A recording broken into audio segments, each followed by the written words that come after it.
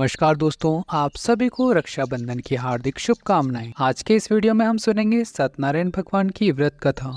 तो आइए प्रथम पूज्य श्री गणेश जी महाराज का नाम लेते हुए और सत्यनारायण भगवान को प्रणाम करते हुए कथा प्रारंभ करते हैं। बोली सत्यनारायण भगवान की जय। पहला अध्याय। एक समय नौमी शरण तीर्थ में शौनकादि 28,000 ऋषियों ने श्री सूत जी से पूछा, हे प्रभु, इस कलयुग में वेद विद्या रहित मनुष्य को प्रभु भक्ति किस प्रकार मिलेगी तथा उनका उद्धार कैसे होगा। इसलिए हे मुनिश्रेष्ठ, कोई ऐसा तप कहिए जिससे थोड़े समय में पुण्य प्राप्त होवे तथा मनोवांछित फल मिले। वह कथा सुनने की हमारी इच्छा है। सर्वशास्त्र ज्ञाता श्री सूत जी बोले, हे वैष्णव में पूज्य, आपने सब प्राणियों के हित की बात पूछी है। अब मैं उस श्रेष्ठ व्रत को आप लोगों से कहूँगा जिस व्रत को नारद ने लक्ष्मी नारायण से पूछा था और लक्ष्मीपति ने मुनिश्रेष्ठ नारद से कहा था। सो ध्यान से सुनो। एक समय योगीराज नारद जी दूसरों के हित की इच्छा से अनेक लोकों में घूमते हुए मृत्युलोक में आ पहुंचे। यहाँ अनेक योनियों में जन्म हुए प्रायः सभी मनुष्यों को अपने कर्मों द्वारा अनेकों दुखों से पीड़ित देखकर सोचा, किस यत्न के करने से निश्चय ही प्राणियों के दुखों का नाश हो सकेगा। ऐसा मन में सोचकर विष्णुलोक को गए। वहाँ श्वेत वर्ण और 4 भुजाओं वाले देवों के ईश नारायण को देखकर, जिनके हाथ में शंख, चक्र, गदा और पद्म थे तथा वरमाला पहने हुए थे, स्तुति करने लगी। हे भगवान, आप अत्यंत शक्ति से संपन्न हैं। मन तथा वाणी भी आपको नहीं पा सकती। आपका आदि मध्य अंत नहीं है। निर्गुण स्वरूप सृष्टि के आदिभूत व भक्तों के दुखों को नष्ट करने वाले हो। आपको मेरा नमस्कार है। नारद जी से इस प्रकार की स्तुति सुनकर विष्णु भगवान बोले, हे मुनिश्रेष्ठ, आपके मन में क्या है? आपका किस काम के लिए आगमन हुआ है? निसंकोच कहो। तब नारद जी बोले, मृत्युलोक के सभी मनुष्य जो अनेक योनियों में पैदा हुए हैं, अपने अपने कर्मों के द्वारा अनेक प्रकार के दुखों से दुखी हो रहे हैं। हे नाथ, मुझ पर दया रखते हो तो बतलाइए कि उन मनुष्यों के सब दुख थोड़े ही समय में, थोड़े ही प्रयत्न से कैसे दूर हो सकते हैं। हे नारद, मनुष्य की भलाई के लिए तुमने बहुत अच्छी बात पूछी है। जिस काम के करने से मनुष्य मोह से छूट जाता है वह मैं कहता हूँ, सुनो। बहुत पुण्य देने वाला, स्वर्ग तथा मृत्युलोक दोनों में दुर्लभ एक उत्तम व्रत है। आज मैं प्रेमवश होकर तुमसे कहता हूँ। सत्यनारायण का यह व्रत अच्छी तरह विधि पूर्वक करके मनुष्य आयु पर्यंत यहाँ सुख भोग कर मरने पर मोक्ष को प्राप्त होता है। श्री भगवान के वचन सुनकर नारद मुनि बोले कि उस व्रत का फल क्या है, क्या विधान है और किसने यह व्रत किया है और किस दिन यह व्रत करना चाहिए, विस्तार से कहिए। भगवान बोले, दुख शोक आदि को दूर करने वाला, धन धान्य को बढ़ाने वाला, सौभाग्य तथा संतान को देने वाला यह व्रत सब स्थानों पर विजय कराने वाला है। भक्ति और श्रद्धा के साथ किसी भी दिन मनुष्य श्री सत्यनारायण भगवान की शाम के समय ब्राह्मणों और बंधुओं के साथ धर्मपरायण होकर पूजा करे। भक्तिभाव से नैवेद्य केले का फल, घी, दूध और गेहूं का चूर्ण सवाया लेवे। गेहूं के अभाव में साठी का चूर्ण, शक्कर तथा गुड़ ले और सब भक्षण योग्य पदार्थ जमा करा के भगवान के अर्पण कर देवे तथा बंधुओं सहित ब्राह्मणों को भोजन करावे। तत्पश्चात स्वयं भोजन करे। नृत्य गीत आदि का आचरण कर सत्यनारायण भगवान का स्मरण करते हुए समय व्यतीत करे। इस तरह व्रत करने पर मनुष्य की इच्छाएं निश्चय पूरी होती है। विशेषकर कलिकाल में भूमि पर यही मोक्ष का सरल उपाय है। इति प्रथम अध्याय संपूर्ण। बोले सत्यनारायण भगवान की जय। दूसरा अध्याय। सूत जी बोले, हे ऋषियों, जिसने पहले समय में इस व्रत को किया है उसका इतिहास कहता हूँ, ध्यान से सुनो। सुंदर काशीपुरी नगरी में एक अत्यंत निर्धन ब्राह्मण रहता था। वह भूख और प्यास से बेचैन हुआ नित्य पृथ्वी पर घूमता था। ब्राह्मणों से प्रेम करने वाले भगवान ने ब्राह्मण को दुखी देखकर बूढ़े ब्राह्मण का रूप धर के उसके पास आदर के साथ जाकर पूछा, हे विप्र, नित्य दुखी हुआ पृथ्वी पर क्यों घूमता है? हे श्रेष्ठ ब्राह्मण, यह सब मुझसे कहो, मैं सुनना चाहता हूँ। ब्राह्मण बोला, मैं निर्धन ब्राह्मण हूँ, भिक्षा के लिए पृथ्वी पर फिरता हूँ। हे भगवान, यदि आप उसका उपाय जानते हो तो कृपा करके कहो। वृद्ध ब्राह्मण बोला कि सत्यनारायण भगवान मनोवांछित फल को देने वाले हैं, इसलिए हे ब्राह्मण, तो उनका पूजन कर, जिसके करने से मनुष्य सब दुखों से मुक्त होता है। ब्राह्मण को व्रत का सारा विधान बतलाकर बूढ़े ब्राह्मण का रूप धारण करने वाले सत्यनारायण भगवान अंतर्ध्यान हो गए।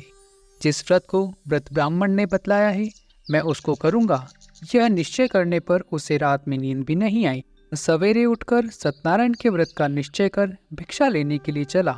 उस दिन उसको भिक्षा में बहुत सा धन मिला, जिससे बंधु बांधवों के साथ उसने सत्यनारायण का व्रत किया। इसके करने से वह ब्राह्मण सब दुखों से छूटकर अनेक प्रकार की संपत्तियों से युक्त हुआ। उस समय से वह ब्राह्मण हर मास व्रत करने लगा। इस तरह सत्यनारायण भगवान के व्रत को जो करेगा वह सब पापों से छूटकर मोक्ष को प्राप्त होगा। आगे जो पृथ्वी पर सत्यनारायण का व्रत करेगा वह मनुष्य सब दुखों से छूट जाएगा। इस तरह नारद जी ने नारायण का कहा हुआ यह व्रत मैंने तुमसे कहा है। हे विप्रो, मैं अब तुमसे और क्या कहूँ। ऋषि बोले, हे मुनीश्वर, संसार में इस ब्राह्मण से सुनकर किस किसने इस व्रत को किया है हम सब वह सुनना चाहते हैं। इसके लिए हमारे मन में श्रद्धा है। सूत जी बोले, हे मुनियों, जिसने इस व्रत को किया है वह सुनो। एक समय एक ब्राह्मण धन और ऐश्वर्य के अनुसार बंधु बांधवों के साथ व्रत करने को तैयार हुआ। उसी समय एक लकड़ी बेचने वाला बूढ़ा आदमी आया और बाहर लकड़ियों को रखकर ब्राह्मण के मकान में गया। प्यास से दुखी लकड़हारा उनके व्रत को करते देखकर ब्राह्मण को नमस्कार कर कहने लगा, आप यह क्या कर रहे हैं और इसके करने से क्या फल मिलता है, कृपा करके मुझसे कहो। ब्राह्मण ने कहा, सब मनोकामनाओं को पूरा करने वाला यह सत्यनारायण भगवान का व्रत है। इसी की कृपा से मेरे यहाँ धन धान्य आदि की वृद्धि हुई है। ब्राह्मण से इस व्रत के बारे में जानकर लकड़हारा बहुत प्रसन्न हुआ। चरणामृत ले और प्रसाद खाने के बाद वह अपने घर को गया। लकड़हारे ने अपने मन में इस प्रकार का संकल्प किया कि आज ग्राम में बेचने से जो धन मिलेगा उससे सत्यनारायण देव का उत्तम व्रत करूंगा। यह मन में विचार कर वह बूढ़ा आदमी लकड़ियां अपने सिर पर रखकर जिस नगर में धनवान लोग रहते थे वह ऐसे सुंदर नगर में गया। उस रोज वहां पर उसे उन लकड़ियों का दाम पहले दिनों से चौगुना मिला। तब वह बूढ़ा लकड़हारा दाम ले और अति प्रसन्न हो पक्के केले की फली, शक्कर, घी, दूध, दही और गेहूं का चून इत्यादि सत्यनारायण भगवान के व्रत की कुल सामग्रियों को लेकर अपने घर को गया। फिर उसने अपने भाइयों को बुलाकर विधि के साथ भगवान जी का पूजन किया और व्रत किया। इस व्रत के प्रभाव से वह बूढ़ा लकड़हारा धन पुत्र आदि से युक्त हुआ और संसार के समस्त सुखों को भोगकर बैकुंठ को चला गया। इति श्री द्वितीय अध्याय संपूर्ण। सत्यनारायण भगवान की जय। तीसरा अध्याय। सूत जी बोले, हे मुनि श्रेष्ठ, अब आगे की कथा कहता हूँ, सुनो। पहले समय में उल्कामुख नामक एक बुद्धिमान राजा था। वह सत्यवक्ता और जितेंद्र था। प्रतिदिन देवस्थानों पर जाता तथा गरीबों को धन देकर उनके कष्ट दूर करता था। उसकी पत्नी कमल के समान मुख वाली और सती साध्वी थी। भद्रशील नदी के तट पर उन दोनों ने श्री सत्यनारायण भगवान का व्रत किया। उस समय में वहाँ एक साधु वैश्य आया। उसके पास व्यापार के लिए बहुत सा धन था। वह नाव को किनारे पर ठहराकर राजा के पास गया और राजा को व्रत करते हुए देखकर विनय के साथ पूछने लगा, हे राजन, भक्ति युक्त चित्त से आप यह क्या कर रहे हैं? मेरी सुनने की इच्छा है, सो आप मुझसे यह बताइए। राजा बोला, हे साधु, अपने बांधुओं के साथ पुत्रादि की प्राप्ति के लिए महाशक्तिवान सत्यनारायण भगवान का व्रत व पूजन किया जा रहा है। राजा के वचनों को सुनकर साधु आदर से बोला, हे राजन, मुझसे इसका सब विधान कहो। मैं भी आपके कथानुसार इस व्रत को करूंगा। मेरे भी कोई संतान नहीं है और इससे निश्चय ही होगी। राजा से सब विधान सुनकर व्यापार से निवृत्त हो वह आनंद के साथ घर गया। साधु ने अपनी स्त्री से संतान को देने वाले इस व्रत का समाचार सुनाया और कहा कि जब मेरी संतान होगी तब मैं इस व्रत को करूंगा। साधु ने ऐसे वचन अपनी स्त्री लीलावती से कहे। एक दिन उसकी स्त्री लीलावती पति के साथ आनंदित हो सांसारिक धर्म से प्रवृत्त होकर सत्यनारायण भगवान की कृपा से गर्भवती हो गई तथा 10वें महीने में उसके एक सुंदर कन्या का जन्म हुआ। दिनों दिन वह इस तरह बढ़ने लगी जैसे शुक्ल पक्ष का चंद्रमा बढ़ता है। कन्या का नाम कलावती रखा गया।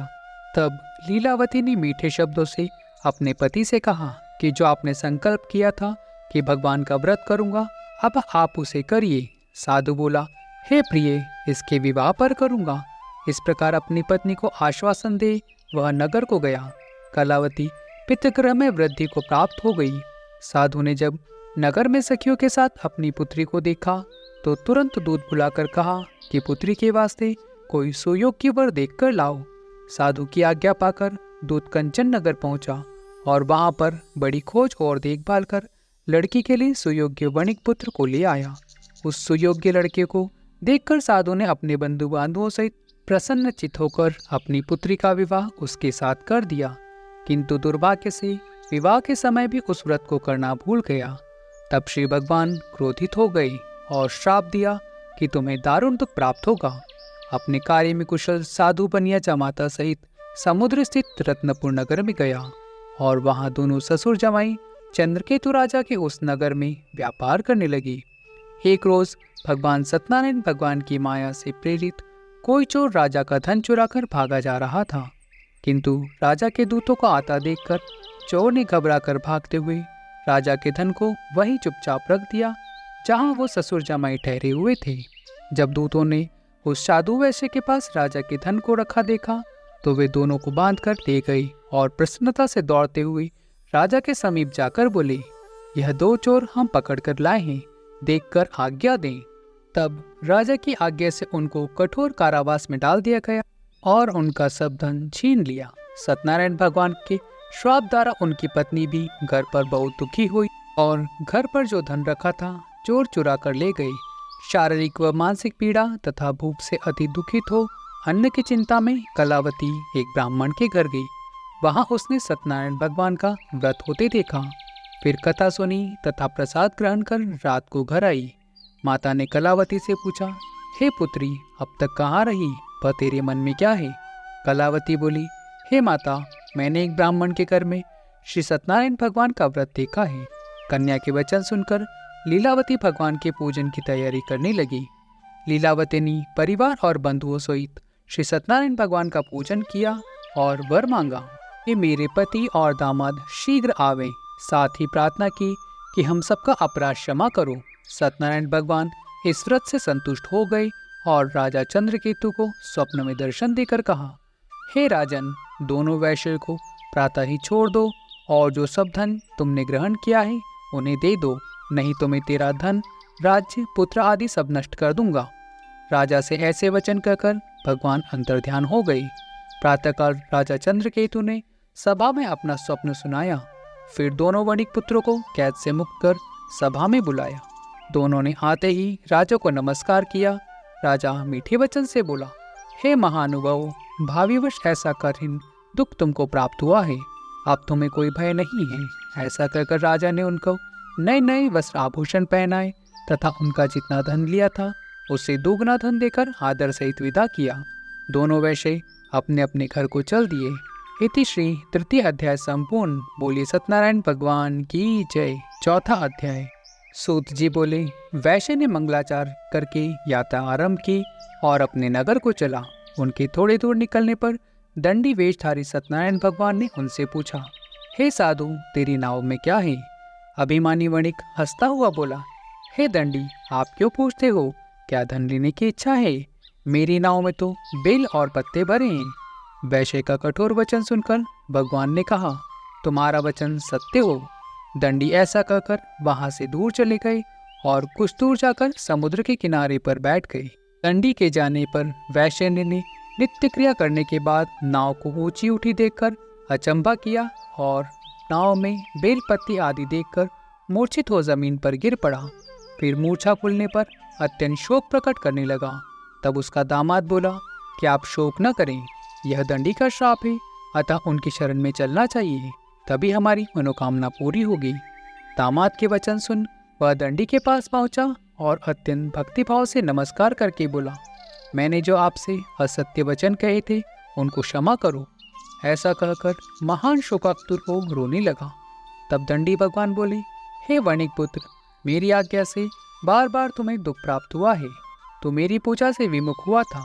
साधु बोला, हे भगवान, आपकी माया से मोहित ब्रह्मा आदि भी आपके रूप को नहीं जानते, मैं अज्ञानी कैसे जान सकता हूँ?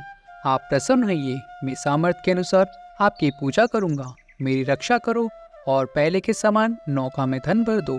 उसके भक्तियुक्त वचन सुनकर भगवान प्रसन्न हो उसकी इच्छा अनुसार वर देकर अंतर्ध्यान हो गए।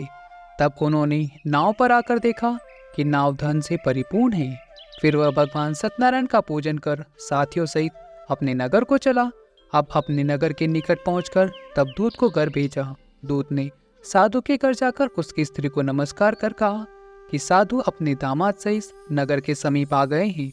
ऐसा वचन सुन साधु की स्त्री ने बड़े हर्ष के साथ सत्यदेव का पूजन कर पुत्री से कहा, मैं अपने पति के दर्शन को जाती हूँ, तू कार्य पूर्ण कर शीघ्र आ। माता के ऐसे वचन सुनकर कलावती प्रसाद छोड़कर पति के पास गई। प्रसाद की अवज्ञा के कारण सत्यदेव ने रुष्ट होकर उसके पति को नाव सहित पानी में डुबो दिया। कलावती अपने पति को न देखकर रोती हुई जमीन पर गिर गई। इस तरह नौका को डूबा हुआ तथा कन्या को रोता हुआ देखकर साधु दुखित हो बोला, हे प्रभु, मुझसे या मेरे परिवार से जो भूल हुई है उसे क्षमा करो।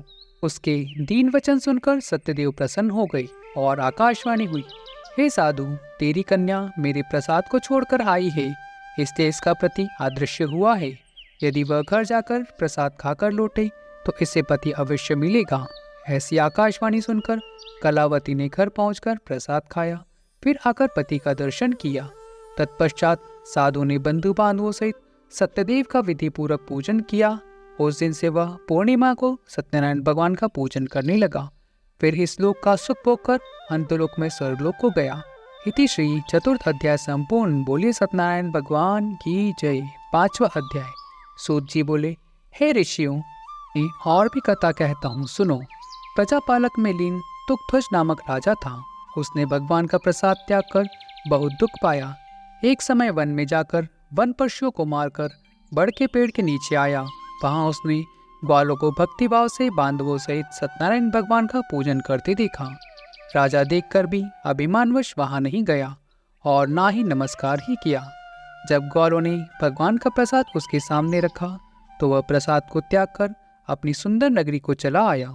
वहीं उसने अपना सब कुछ नष्ट पाया तो वह जान गया कि यह सब भगवान ने किया है। तब वह विश्वास कर ग्वालों के समीप गया और विधि पूर्वक पूजन कर प्रसाद खाया। सत्यदेव की कृपा से पहले जैसा था वैसा ही हो गया। फिर दीर्घकाल तक सुख भोगकर मरने पर स्वर्गलोक को गया। जो मनुष्य इस परम दुर्लभ व्रत को करेगा, भगवान की कृपा से उसे धन धान्य की प्राप्ति होगी। निर्धन धनी और बंदी बंधन से मुक्त होकर निर्भय हो जाता है। संतानहीनों को संतान की प्राप्ति होती है तथा सब मनोरथ पूर्ण होकर अंत में वैकुंठ धाम को जाता है। जिन्होंने पहले इस व्रत को किया, अब उनके दूसरे जन्म की कहता हूँ। व्रतशतानन ब्राह्मण ने सुदामा का जन्म लेकर मोक्ष को पाया। उल्कामुख नामक राजा दशरथ होकर वैकुंठ को प्राप्त हुआ। साधु नाम के वैश्य ने मोरध्वज बनकर अपने पुत्र को आरे से चीरकर मोक्ष को प्राप्त किया। महाराज तुक्ध्वज ने स्वयंभू होकर भगवान में भक्तियुक्त कर्म कर मोक्ष को प्राप्त किया। इति श्री पंचम अध्याय संपूर्ण। बोली सत्यनारायण भगवान की जय।